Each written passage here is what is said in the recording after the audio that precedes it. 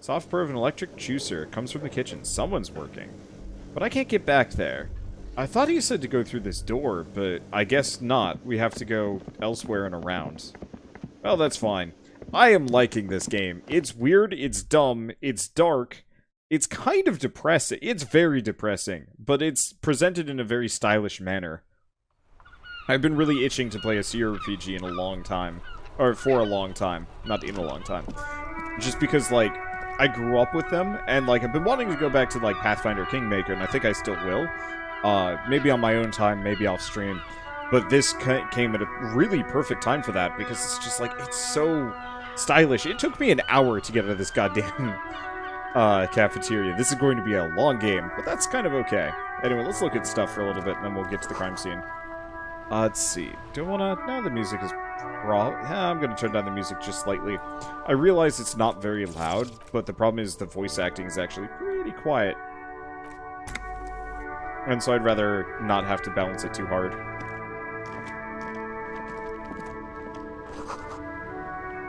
The street sign says, F the police. The RCM in Martinez? The young woman looks up at you. What can I help you with? You sound surprised. We don't see a lot of police around here. That's all. I have some questions for you. Of course. What can I help you with? Who are you exactly? Me? I'm just the gardener. Good. Good to meet you, just a gardener. Another question, then. Pleased to meet you too, officer. Need directions. Of course, where to? What's up in the north? There's a pier, Cape Side apartment buildings, some more tenements. Not a lot, really. What's in the east? Harbor gates. Some kind of commotion, I think. I don't follow the local politics. She shrugs. A fruit store, too. What's in the south? Some shops and a bridge. The canal bridge leads to the coast, but it's broken, I think. Some kind of accident, probably. It's on the other side of the canal. Okay, just the coast. There's a little fishing village there, and a fish market. But that got closed down ages ago. What's in the west? She looks at the water, squinting. It's just water. No, actually, I think they call it the Marni's Inlet. There's some islands in the bay, but they're hard to reach. Thanks, that's all for now. No problem, she nods. What's this F the police business? Excuse me, she doesn't understand. She's uncomfortable. Maybe you should drop this line of questioning. Never mind. Have to run. Of course I won't hold you back. She wipes her brow with a canary yellow glove. Her gloves. You get the feeling that you need them. You have a dead body to deal with, after all. One more thing. Can I borrow your gloves? Sure, keep them. I have another pair. She hands you the rubber gloves with no visible annoyance. Thank you. Well, that's certainly handy. Let's look around a little bit longer before we go for the body. I am a gander and a hunter. Tommy Lejeune. Feel like a traveler. The man mutters to himself, accenting the beat as he goes. A simple little cadence. He seems to be making it up as he goes. Keep listening. From another planet. Hey there. I'm the law. Yes, you are, my man. Keep listening. From another planet. Hey there. What's going on It's here? a jam, my man. He motions towards the sprawl of lorries with a sweeping gesture. What's the jam? It's a traffic jam for the ages. Harbor gates up the street are shut tight. No explanation given. Workers on strike, scabs agitating, an all-around clusterfuck. Meanwhile, we're all stuck here in long-haul limbo for days upon days upon days. Upon days. Limbo, huh? So that's where I am. Yeah, exactly. It's official. He too agrees. This is the antechamber of the afterlife. So how long have you been here? Feels near forever. Like I was born on this here roundabout and this was all I ever knew. Just me and the metal and the tires, the oil and the fumes of mazout. Extravagantly phrased, but I can roll with it. Yeah, imagine. It's been a whole week already. He snickers. So tell me, what do you need? Tell me more about this strike. It's like whatever's going on over on the docks. Workers got a blockade set up, making demands. No way in or out. What's the union demanding? Some pretty wild stuff I hear, like giant new power crane and half the company? I forget what exactly. Good on them, I guess. I heard there's talk, there's a company rep in town too. Like, a strike negotiator type. They'd know what's up. Precise demands and so on. Ah yes, from the Wild Pines, he takes note. We'll meet her soon enough, I'm sure. What do you think the company wants? They want to keep the money flowing in, my man. He makes a ka-ching sound. He doesn't blame them. But he's not on their side. That's for sure. Anything else I should know? Anything else, he thinks. Yeah, this isn't really my area of expertise. I just do my job and get paid. I have things to do and places to be. All of us do. All of who? Us lorry drivers. Camioneers. Few still hang around here waiting for this mess to end. Most have scurried off somewhere to get drunk, or high, or laid. He smiles awkwardly. Not that I blame him, really. Not my thing. Chasing transient pleasures is a drag these days. I prefer the examined life now. Thinking, reflecting, observing. He glances down the road towards the horizon, a glint of something in his eyes. Know anything of the dead man? The one hanging behind the hostel here? He ain't one of us drivers, I know that. All accounted for. Otherwise, I haven't really asked about that. Been wasting time here. Keep him busy. It's easy to see he's telling the truth. He's kept his nose out of the dark stuff. Busy with what? Analyzing the fundamental structural and psychological conditions of being stranded in the midst of a sea of motor lorries and their sad, despondent chauffeurs. And your conclusion? A sense of surprise, there ain't more bodies hanging from more trees. What are you hauling anyway? Oh, high-grade narcotics, illegal firearms, stuff like that. Relax, he's merely joking. Wicked, I've always wanted a friend in the underworld. Ha, no, I'm joking, my man. He grins. Fallen runs a nice, clean business. This haul of cargo is mostly sporting goods. You know, tracksuits and that kind of thing. I usually get shipped to Grad and the Occident. Though, we've been making headway in the Ilmaron market lately. Could I get one of those Fallen tracksuits you're hauling? We're pals and all, but I can't freely hand out the merchandise. The bosses won't be happy. That's your machine behind you? This rockin' beauty, he points the lorry with his thumb. Sure is. Like a rash you can't get rid of. You interested in heavy-duty cargo machinery? A motor lorry, also called a camion, on Caillou and neighboring islands. This one looks roughed up enough to be some sort of a fallen rust bucket. Maybe the A6? Is that a fallen A6 you got there? Good eye, my man. Yep, she's an old one, but reliable. He gives the side of the lorry a friendly knock. Me and her spent a long time together. Nothing illegal then? Not unless they've illegalized sports equipment while I was on the road. Well, any other questions? Nope, we're good. I'm just gonna be talking to people. Don't be a stranger. Gives a salute with 2 fingers. That was a friendly man. I like him. How's this game so far? Dense, but good. Just gonna try and look at stuff. Goods from the lorry haphazardly litter the surroundings. I'm just gonna look around. Body can wait at least a little while. Horseback Monument. Wow. How is this thing even still up? An old monument stands in the middle of the traffic island, pointing towards the sea. Looks as if it's been reassembled piece by piece, secured and mounted in the air with the aid of numerous ropes and rods. Who is this?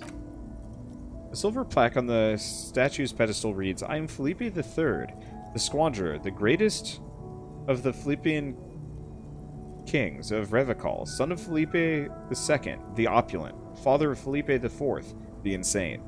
What did this king do? Even by the standards of the Philippian kings, old sumptuous Felipe was known for his profligacy. In what way? Well, he blew through the whole national treasury, starting the decline of one of the penultimate century's greatest superpowers, the suzerain of Revical. His own maladministration foreshadowed the fall of the monarchy during the Anticentennial Revolution, an end to his family line, and the monarchy on the Insuladian Isola. How did he manage to blow through the entire national treasury? Stories have it that he had his bedroom converted into a treasure chamber where he stored unfathomable wealth. Kruger errands, bars of gold, ornate weaponry, armor, and various chalices. He called it the Soul Aurum. It was obscene. There were whispers he slept on a huge pile of gold-dipped feathers, like some obese dragon, instead of a bed like a normal person.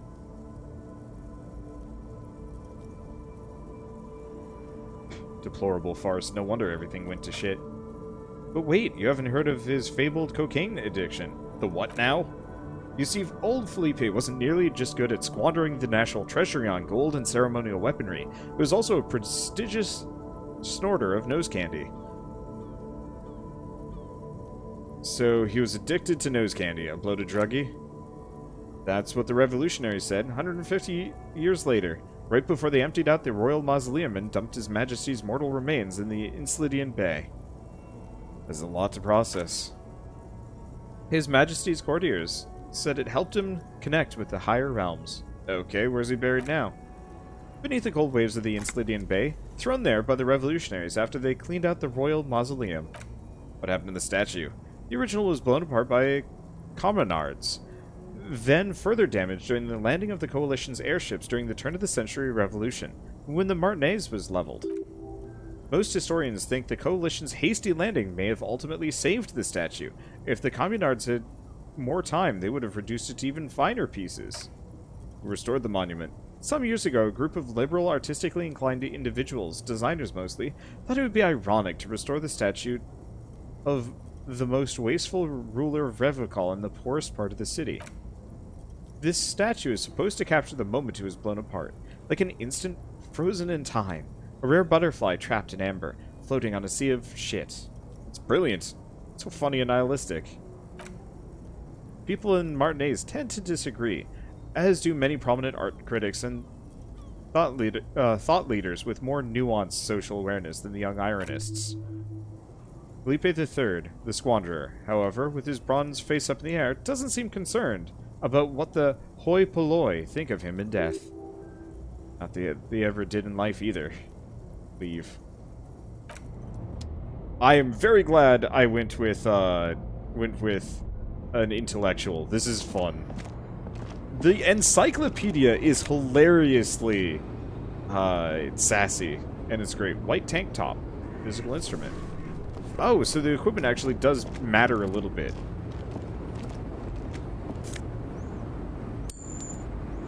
Okay, I'm gonna just keep talking to people. A pale driver. Small, wrinkled woman does not greet you. She nods along to something on her radio. A photograph is clutched in her hands, and there's a warm smile on her face.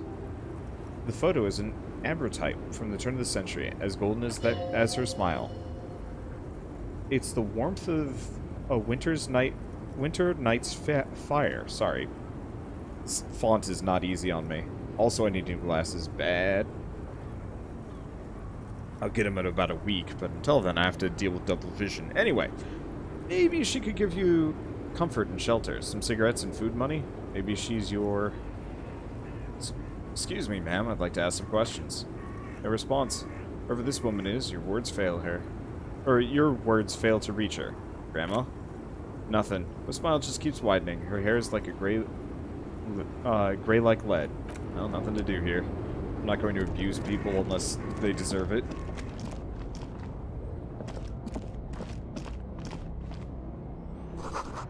Ruins full of snow. No one lives here anymore.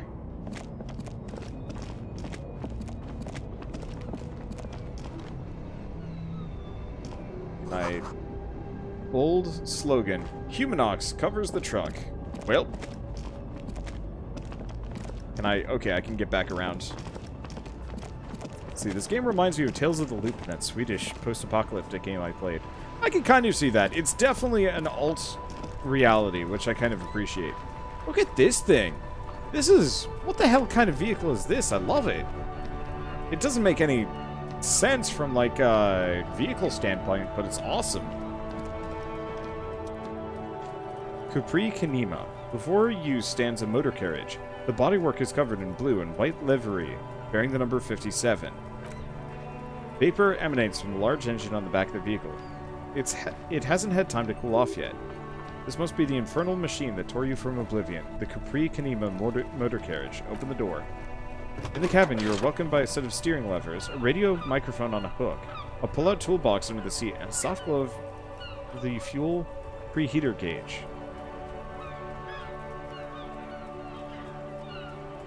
Pick up the radio. The frequency tableau lights up, and a green button labeled Prime Line glows like a feline eye. And then you hear something. The soft purr of electrical kittens. Radio waves cast far and wide over the metropolis. A woman's voice greets you through the static. This is Precinct 57. Hello, Lieutenant. Lieutenant, how may I assist you? My God, he crashed the car. Hello, Alice. Please assist our colleague from the 41st Precinct here. I'm putting him on. Did he crash it? No, he didn't crash it. It looked like he crashed it into the fountain, but no, this is his car. It just looks like it's parked halfway on that fountain. Or tree planter, actually. Hi, Alice. This is the officer from the 41st Precinct speaking. Nice to meet you. This is Officer Alice Dimitri, Precinct 57. How may I assist you? Let's see. Can you connect me to the 41st Precinct? I have something I need to report. Just a second, officer. She puts you on hold, static crackling softly like a bonfire. After a while, you hear an old man greet you from the radio. His rattly voice is oddly familiar. 10-2, 10-5, this is 41st, come in, over. A scrawny old man sits in a dusty cubicle, smoking with a large white rectangle sewn on his vest. In front of him is a box-shaped apparatus with an array of wires and antennas, the radio switchboard. The man uses relay code. You got this. You're a cop, and cops know relay code. 10-4, station 41. I've got urgent business. Over. 10-4, message received. 10-5, relay message. What's your status? Over. Just reporting in. Over. 10-5, state your message, sir. Let's see. I need to report my badge missing. 10-9, over. My badge. I can't find it anywhere. Basically, it's gone. 10-4, message received. This is a very serious situation. I need 10-22. I need to 10-22 the captain. Over. Is it him? A dry voice asks in the background. What does he want? He says he lost his badge and needs to report it. He what? He lost his badge? Say nothing. Who lost his badge? Dick Mullen. Who do you think? It's Officer Dick. He tries to speak through the laughter. Mullen from the bestseller Dick Mullen and the Lost Identity. Dick Mullen is not your name. It's the name of a fictional detective who would not lose his badge. Defend yourself immediately. They're laughing at you. Aha. Officer lost his badge. Haha. Like I'm the first cop to ever misplace his badge. It says this has probably happened to other policemen before him and laughs sarcastically. Oh, goddammit, is he kidding? The whole station's gonna be dick for this. Satellite Officer Vikmar is wondering if you might be joking and adds that this tarnishes the reputation of the entire station. Over. Mullen dicked us. Can we just move on? I want to get it reported and be done with it. 10-4, I hear you, officer. I'm just going to make a note here that you're in pursuit of your misplaced badge. Over. F me, Mac. Come here, you've got to hear this. Dick Mullen lost his badge. What's going on? Super Cop here lost his badge. He lost his what now? His badge. He lost his goddamn effing badge. Enough with this now. I have other things to discuss. 10-9, come again? I didn't get that. Over. The animated conversation in the back is making it difficult for him to hear you. New heights even for Captain Sober. Ask him. The speaker gasps fear. Ask him if he lost his gun, too. The room roars with laughter. Sergeant Torson wants to know if you lost your gun, too. Over. You check your pockets. Check your... Oh, you don't know where it is, do you? Oh, God, it's not here. Okay, it's gone. Your gun is most definitely gone. 10-9. Okay. Come in, officer. Did you get my question? We're wondering about your gun. Over. Convince them that you didn't lose your gun. Lying over the phone? It's easy. Just say it like it's the truth, and then it becomes it. No, of course I didn't lose my gun. Says he didn't. Thank God for that. That would have been a nightmare. I don't even want to imagine the poor prick who has to relay that kind of news to the captain. Losing his badge is bad enough. Tell him to find it fast. We can't have some gangbanger running around with it. We're all glad to hear you. We're all glad to hear you've not lost your gun, officer. Do you need further assistance? Over. 10-10. Yeah, not with these people. Okay, so pull out the radio again. Let's see. Connects me to a civilian, Sylvie. She may have reported a murder. Of course. What's her number, officer? Kim, didn't Gart give you Sylvie's number? Yes, hold on. The lieutenant takes a look at his notes. Number is 005-1944-298. Received. Hold on, officer. Start slapping a marching rhythm on your thighs. Give it a minute. She might be busy at the moment. Takes a bit to get to the phone. Officer, she finally returns. I have Sylvie Mallika on the line for you. Yes? Hello? A female voice greets you through the static. It sounds like she's a million miles away from here.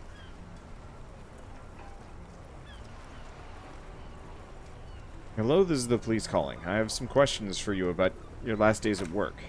Oh, right. She recognizes your voice almost immediately. Hello, officer. What can I do for you? You quit your job at the Whirling. Why? You mean, why did I leave the bar? You can hear her tense up at the other side. Honestly, I'm not really comfortable discussing it with you, sir. Logic medium says success. Why not?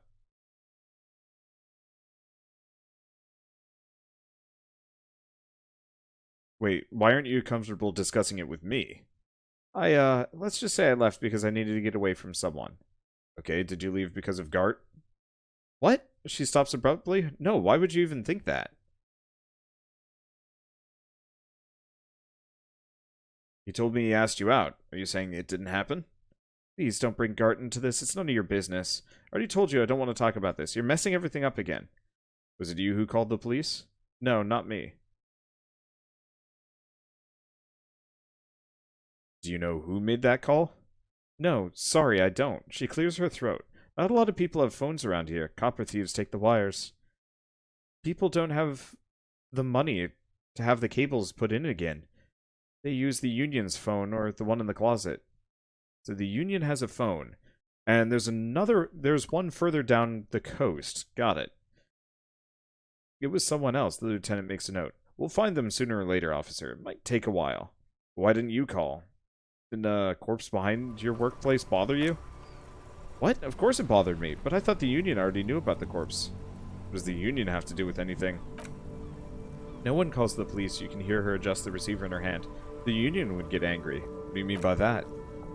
You know, she seems to be looking for words. What the union says, people listen to them, and they take care of their own, which is like everyone here.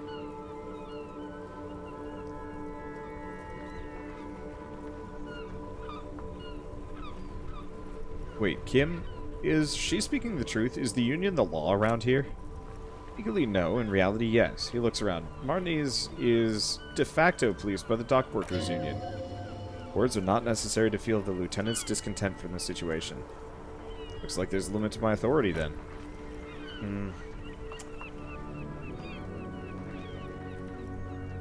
Tell me, why exactly did you let a corpse hang around in your backyard for weeks instead of calling us? I didn't want to get in trouble with the others. Push her further. Show her the error of your ways. What others? The other people who live around here. Local people. I didn't want trouble. What trouble? You don't live here. You don't understand. Squealing is frowned upon here. Everything is dealt with, well, by the union internally. You hear static. Her chin rubbed against the receiver. Then, please, I just didn't want any trouble. I see. Don't worry about it. I understand. You do? What else can I do? Next question. Have you seen my badge? Yes, I know who you are. You're a police officer at the law. This exact conversation has happened before. Establishing authority before this young girl seems to have been important to you in the past. Don't go there again. My badge is missing. Have you seen it anywhere? Oh, no, I haven't. Sorry. Composure, success. Real policemen have uniforms too, by the way. Where's yours?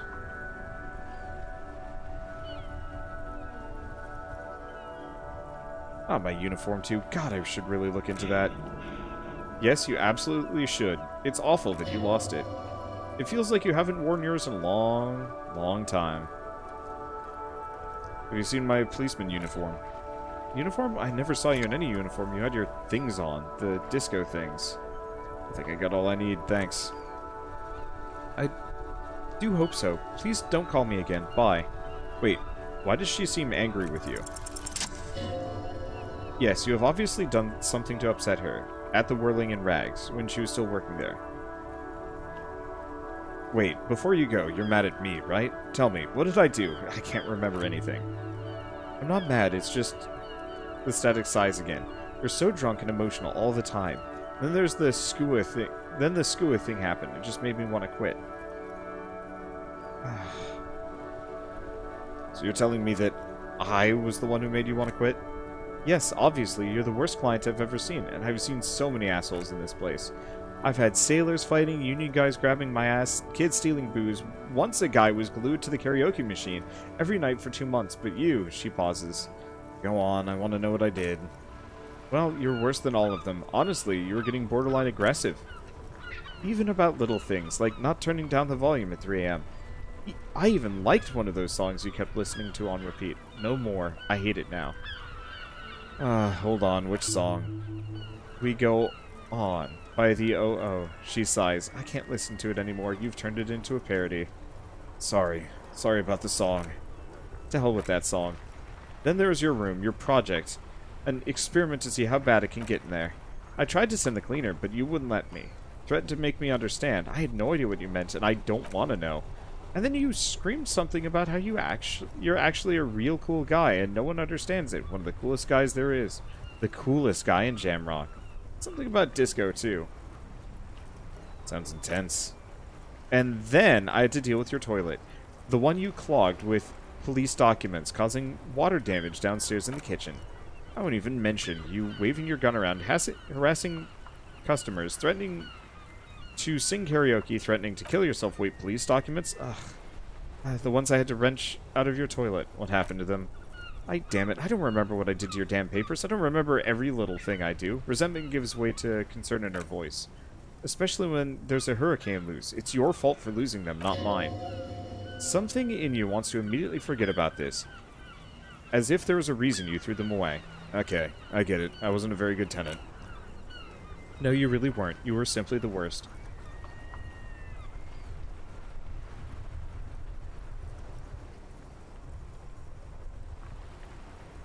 I'm truly sorry for everything, Sylvie.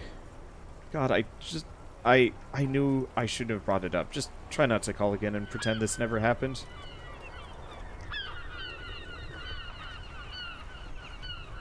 But when I spoke to Guard, it seemed like he thought you left because of him.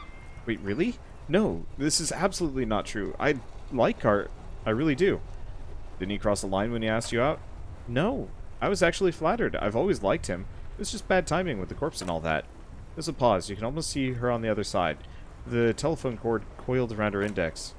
I didn't know what to say to him later. Then you came and destroyed the place, so I left without explaining. I should have told him, maybe. I can tell him. Okay, but please don't mess it up. Please don't take out your gun or something. Also, what skua thing? The stuffed bird, the great skua. You threw it against the wall while screaming, F that bird, and laughing like a maniac.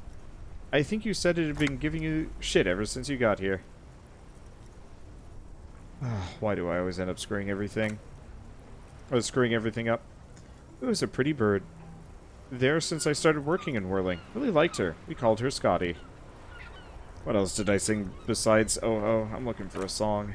Oh, all sorts of things. Some disco, rock too. So much disco and rock. Was I singing The Small Church in St. Sands? Yes, that's the one you like to sing along to the most. Later got, the more that one came on. Trivial success? Interesting. You still have to find a copy, though, before you can blast it. Right. Thank you for talking to me. Take care. You hear a sigh of relief on the other end of the radio. Wordless, the call breaks. Then there's a familiar voice. Anything else I can help you with? Nope.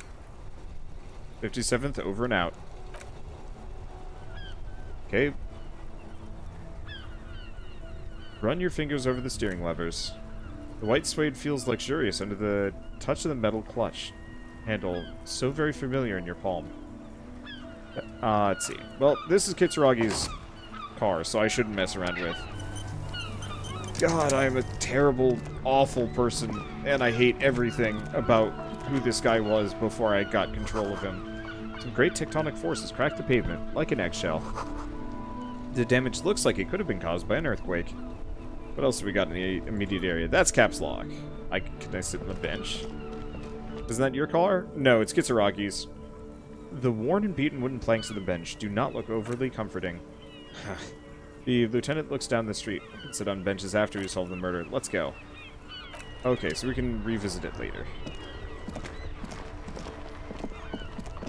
We've got a lot of NPCs to talk to. This is going to take some time. There are bottles inside. You can pick them up if you had a bag.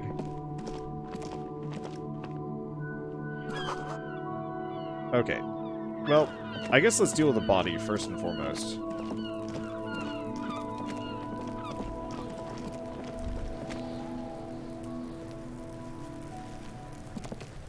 It smells like spoiled meat and curdled dairy. A human being decomposes.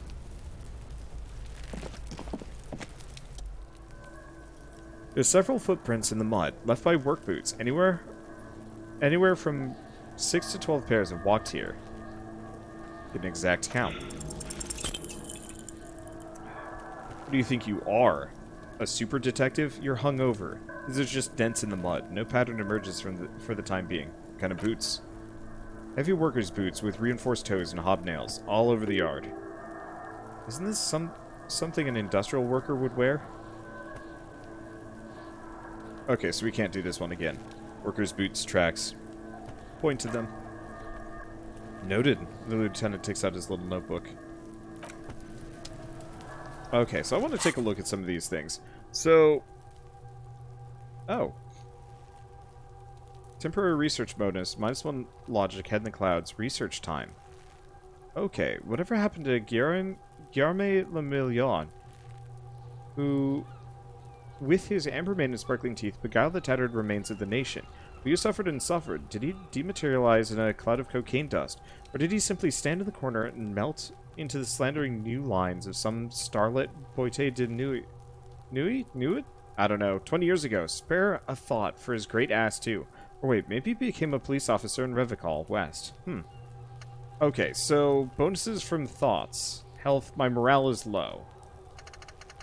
So, I can sort thoughts. I can internalize something.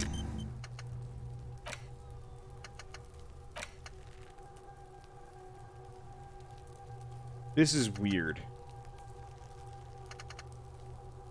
It looks like these different thoughts result in a bonus? Okay, looks like it's still going to take a bunch of time and might give me a skill point. I don't even know. Okay, so I see. It's going to cost me 1 logic for a while to research this guy. That's weird. Okay.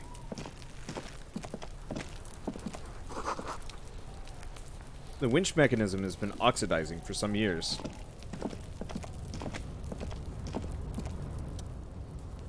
Pile of eternity.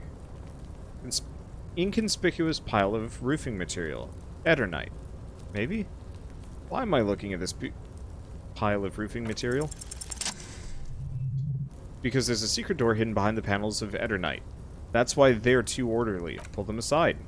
There it is. You see a shabby little door.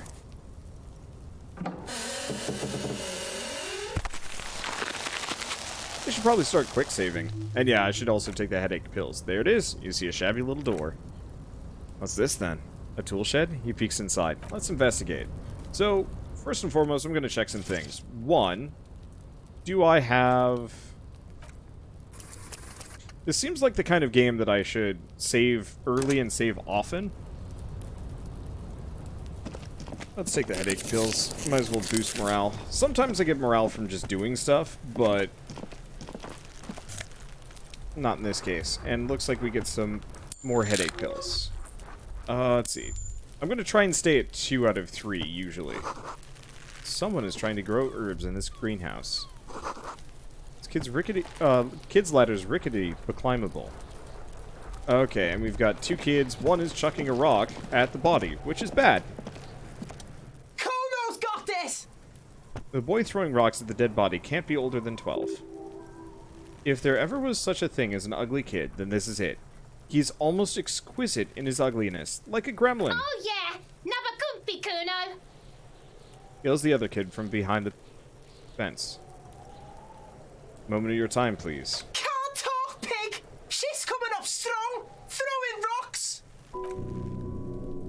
Shit coming up strong. That sounds good. Joyous. You should hang out with this kid and see what that juicy shit's all about.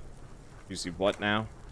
I mean drugs. The kid's on drugs. Yeah, Kuno. Ride the lightning, Kuno. Kuno's riding it, see? He wipes sweat from his brow and sends another rock The flying. rake, Kuno. You should throw the rake at him, Kuno. The fuck does Kuno know what a rake is? Kuno's not guarding it!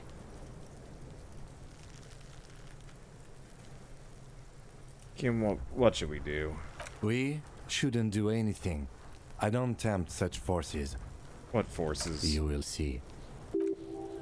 The language these kids are using, pure, unfettered id.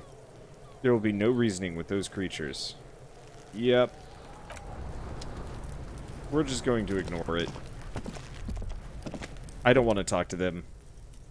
The corpse looks at you with bulging white eyes. The face around them does not look human. It's swollen and ready to burst. His lips are fish-like, and his tongue like a ball gag in his mouth. You seem to be holding your breath. Look down.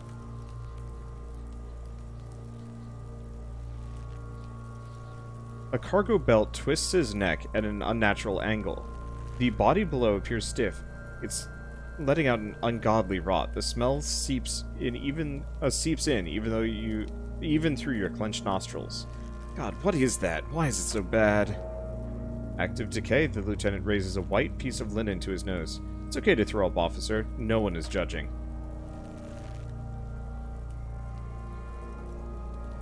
Okay, he's about to blow. The cop's gonna blow, Kuno. Turn away. Okay, so...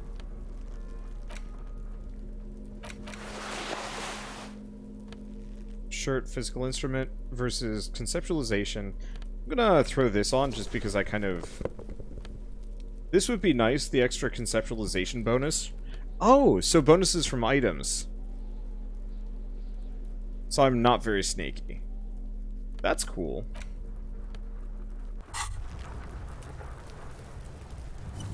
Hey, there's a quick save button. That's very important to me.